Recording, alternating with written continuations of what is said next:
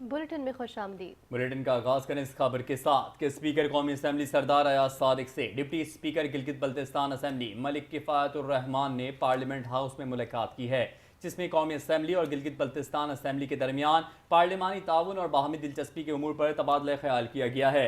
Speaker कौमी assembly ने मलिक किफ़ायतुर रहमान को डिप्टी स्पीकर मुंतखब होने पर मुबारकबाद दी और नई जिम्मेदारियों में कामयाबी के लिए नेक ख्वाहिशात का इजहार किया।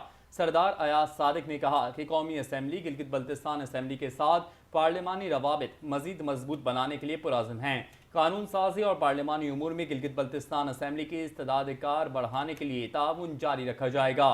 उन्होंने कहा कि पैप्स के तहत गिलगित बल्तिस्तान के असम्बली के अरकान और अमले के लिए तरबियती प्रोग्राम्स अहम हैं। स्पीकर्स कॉन्फ्रेंस कानून साज इदारों के दरमियान राब्ते, इत्तेफाकी राय और तजुर्बात के तबादले का मौसर प्लेटफॉर्म है।